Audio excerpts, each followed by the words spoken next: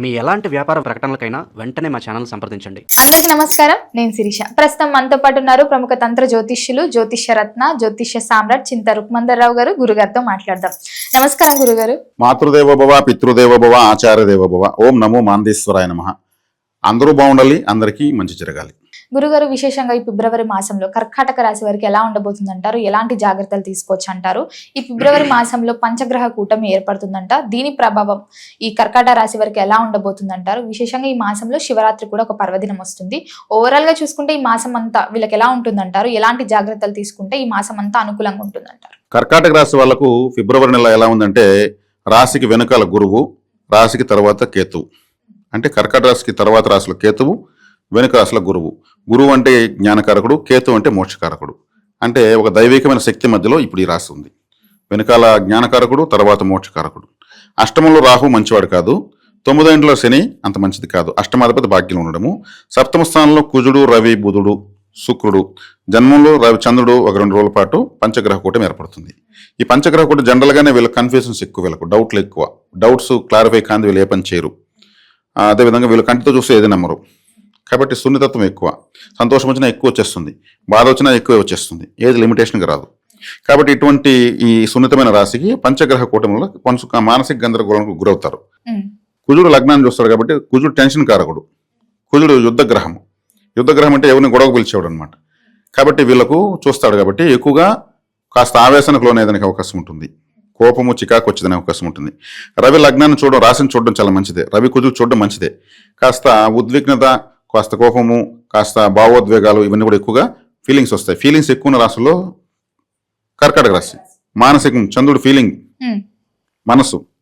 కాబట్టి అది ఎక్కువగా మానసిక సైకలాజికల్గా కొంచెం అప్ అండ్ డౌన్స్ ఉంటాయి. ఉన్నా కానీ ఈ 2 గ్రహాలు శుభగ్రహాలే కాబట్టి 2 దైవికమైన గ్రహాలు, దైవబలం గల 2 గ్రహాల మధ్యలో రాస్తుంది. ఇప్పుడు వెనకాల గురువు ఉన్నాడు మోక్ష స్థానంలో, తర్వాత కుటుంబ స్థానంలో కేతు ఉన్నాడు. కేతు కుటుంబ స్థానంలో కొంచెం ఈ లోకులకులు అనేటువంటి ఉంటాయి. ఫైనాన్షియల్గా డబ్బు రాకపోవడము, డబ్బు రావాల్సిన గ్రహం వేయడం అవ్వడము. కానీ వాళ్ళు దైవ ఆరాధన చేసే మాత్రం మంచి స్టాండర్డ్స్ ఇస్తారు. అంటే ఒక రాశికి అటు ఇటు శుభగ్రహాలు ఉంటాయి, శుభార్గలము, అటు ఇటు పాపగ్రహం అంటే పాపార్గలము. మరి ఇప్పుడు శుభగ్రహాలు ఉన్నాయంటే శుభగ్రహాలు ఉన్నాయి. వెనకాల గురువు, ఈ పక్క కేతు. కేతు మోక్షకారకుడు, అంటే దైవార్గలంలో ఉంది. 2 పక్కల దైవబలంతో ఉంది. సప్తమ స్థానంలో 4 గ్రహాలు కలవడం. శుక్రుడు కూడా తొందరగానే మళ్ళీ కుంభంలోకి వెళ్ళిపోతున్నాడు, అష్టమంలోకి వెళ్ళిపోతున్నాడు.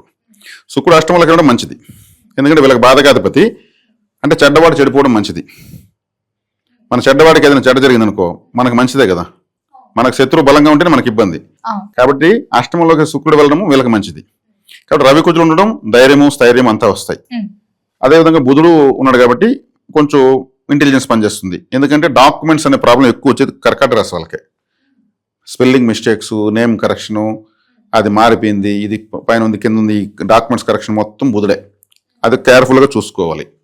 తొందరలో వీళ్ళకు ఇంకా మంచి గ్రహస్థితి స్టార్ట్ అవుతుంది. అప్పటి వరకు కొంచెం ఇప్పుడు శుభాశుభ మిశ్రమంగా యావరేజ్గా ఉంది ఈ మాసం. ఇంకా శివరాత్రి ఉంది కాబట్టి, శివరాత్రి అంటే ఇప్పుడు శివుడికి సోమవారమే విశేషం.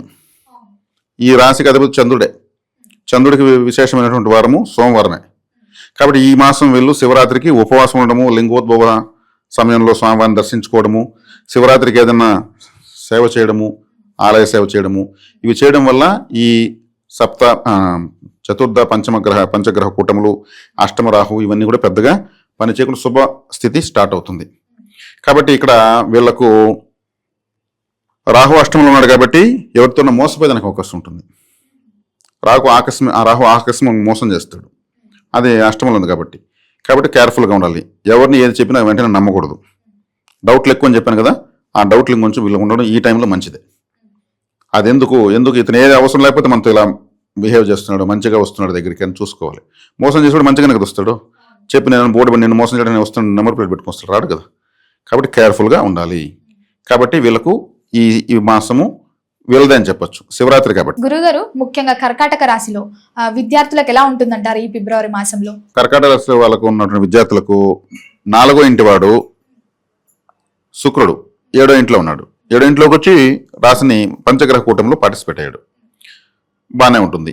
అదేవిధంగా విద్యాకారకుడైనటువంటి బుధుడు కూడా పంచగ్రహ కూటమిలో ఉన్నాడు, సప్తమ కేంద్రంలో ఉన్నాడు. అంటే రాశిని వీక్షిస్తున్నాడు కాబట్టి విద్యార్థులకు బాగానే ఉంటుంది. కాంపిటీషన్ ఎగ్జామ్స్లో బాగానే, ఎందుకంటే కుజుడు కూడా అక్కడే ఉన్నాడు కాబట్టి. ఈ రాశికి పంచమాధిపతి ఉచ్చస్థితి పెట్టాడు కాబట్టి బాగానే వీళ్ళు మంచి రిజల్ట్ తీసుకుంటారు, బాగా చదువుతారు. ఉద్యోగ వ్యవస్థలో ఉన్న వరకు ఎలా ఉంటుందంటారు? ఉద్యోగం అంటే కాస్త వెయిట్ చేయాలి, వెయిట్ చేస్తే మంచి జాబ్ దొరుకుతుంది. తొందర పెడితే అనుకునే విధంగా దొరకదు. మారొచ్చు అంటారా గురుగారు ఉద్యోగం మారాలనుకుంటే ఈ మాసంలో? ఈ మాసంలో మారడం కన్నా కొంచెం మాసం వదిలేసి ప్రయత్నిస్తే మంచిది. ఆర్థిక పరంగా ఎలా ఉంటుందంటారు ఈ మాసంలో? ఆర్థికంగా తీసుకుంటే ద్వితీయంలో కేతు ఉన్నాడు. కేతు ఉన్నప్పుడు ఏమవుతుంది, ఏ డబ్బు వచ్చినా చాలదు. ఒకవేళ చాలినా కానీ వీళ్ళకున్న కమిట్మెంట్స్ అన్నట్టు అయిపోయి మళ్ళీ వీళ్ళ పర్సనల్ ఖర్చులు కాబట్టి కొంత ఇబ్బంది. ఎందుకంటే ధనాధిపతి ధనకారకుడు వ్యయంలో పడిపోయాడు. ద్వితీయంలో కేతు ఉన్నాడు. కేతు అంటే కుటుంబ స్థానం, ధనస్థానము. అంటే ద్వితీయ స్థానం బ్యాంక్ పాస్బుక్ కూడా అర్థం అనమాట.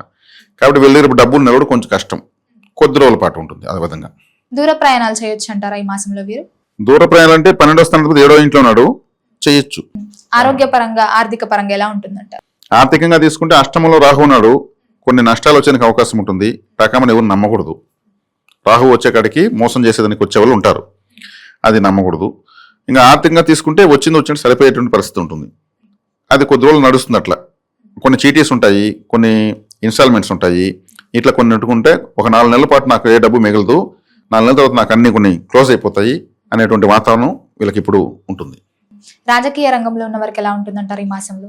రాజకీయ రంగం బాగానే ఉంది, ఎందుకంటే రవి కుజులు రాశిని చూడడము మంచిది. రాజకీయంగా తొందరలో రాహు అష్టమం నుంచి వదులుతాడు కాబట్టి రాహు కూడా సప్తమంలోకి వస్తాడు కాబట్టి రాజకీయంగా వ్యూహాత్మకంగా పోగలిగేదానికి బలం ఉంటుంది. ప్రేమికులకు ఎలా ఉంటుందంటారు గురుగారు ఈ మాసంలో? ప్రేమికులకు తీసుకుంటే వీళ్ళు కొంచెం కేర్ఫుల్గానే ఉండాలి. ఎందుకంటే అమ్మాయిలకైతే ఓకే, అబ్బాయిలకైతే కొంచెం కష్టం. ఎందుకంటే అబ్బాయిలకు కర్కాటక రాశి అంటేనే శుక్రుడు బాధకాధిపతి, భార్య బాధకాధిపతి, భార్య ద్వారా బాధించబడాలనేది కర్కాటక రాశి వాళ్ళ యొక్క భార్యతోనే బాధించబడాలి. కాబట్టి ఈ కర్కాటక రాశి వాళ్ళు ఎప్పుడు పెళ్లి చేసుకున్నా వివాహ ముహూర్తము సూర్యోదయానికి ముందు పెట్టుకోవాలి. భర్తలు మొదటి రాత్రి పాల గ్లాస్ తీసుకోకూడదు, జ్యూస్ తీసుకోవాలి.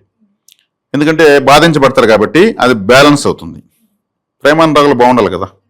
అది అబ్బాయిలైతే వాళ్ళ తల్లి అక్కడ దాంట్లో ఇటువంటి విషయాల్లో ప్రముఖ పాత్ర వహిస్తారు కాబట్టి చెప్పి దాని సాంప్రదాయాన్ని మార్చాలి, అది చేసుకోవాలి. లేదు కోడలు చెప్పినట్టు కొడుకులు అనుకుంటే సూర్యోదయంతో పెట్టి చేయొచ్చు, ఎట కావచ్చు. అప్పుడు తన భార్య చెప్పినట్టు తను వింటూ ఉంటాడు, డామినేట్ చేస్తుంటే చూస్తూ ఉంటారు, అంతే. విదేశీ యోగం ఉందంటారా గురుగారు? విదేశీ యోగం ఇప్పుడు వద్దండి, ఎందుకంటే రాహువు దానికి కారకుడు, అష్టమంలో ఉన్నాడు. గురువు వ్యయంలో ఉన్నాడు, విదేశాల ప్లేస్లో. గురువు అంత దుబారా చేయనీయడు. విదేశాలకు వెళ్తే ఎక్కువగా డబ్బులు ఖర్చు అనేది అర్థం. ఫ్లైట్ ఛార్జెస్, అక్కడ దిగిన తర్వాత అంత ఖర్చులు. ఈ రాహు 7వ ఇంటికి వచ్చినప్పుడు ఆ అవకాశం పెరుగుతుంది. కుటుంబ వాతావరణం ఎలా ఉంటుందంటారు? కుటుంబ వాతావరణము కేతు 2వ ఇంట్లో ఉన్నాడు. కేతు 2వ ఇంట్లో ఉన్నప్పుడు కుటుంబ వాతావరణంలో అంత అనుకూలతనివ్వడు. అంటే తల్లైన గ్రహం కదా, ఆ గ్రహం ఎక్కడ ఉంటే అక్కడ ఆ కారకత్వాలు లేవని అర్థం. కేతు ఎక్కడ ఉంటే ఆ రాశి సంబంధించి అక్కడ లేదని అర్థం. శని ఎక్కడ ఉంటే అక్కడ ఎఫర్ట్ ఉందని అర్థం. కాబట్టి ఈ కేతు మారాలి. కాబట్టి కేతు మారకుండా పోయినా మన ఫలితం రావాలంటే విఘ్నేశ్వర ఆరాధన, సుబ్రహ్మణ్య ఆరాధన చేస్తే రిజల్ట్ తీసుకోవచ్చు. గురుగారు మరి ముఖ్యంగా ఈ మాసం అంతా కలిసి రావాలంటే ఏ దైవాన్ని పూజించమంటారు? ఎలాంటి పరిహారాలు చేసుకుంటే వీరికి కలిసి వస్తుందంటారు? సూర్య నమస్కారాలు చేయొచ్చు, ప్రదోషకాల నంది సేవ చేయొచ్చు. ప్రదోషకాల నంది సేవ అంటే సాయంత్రం దీపాలు పెట్టేటప్పుడు వెళ్ళి నంది సేవ చేయొచ్చు.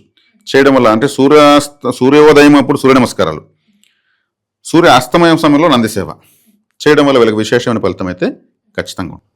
గురుగారు మొత్తం మీద ఫిబ్రవరి మాసంలో కర్కాటక రాశి వారికి ఎలా ఉండబోతుంది, ఎలాంటి జాగ్రత్తలు తీసుకోవాలో తెలియజేసినందుకు ధన్యవాదాలు.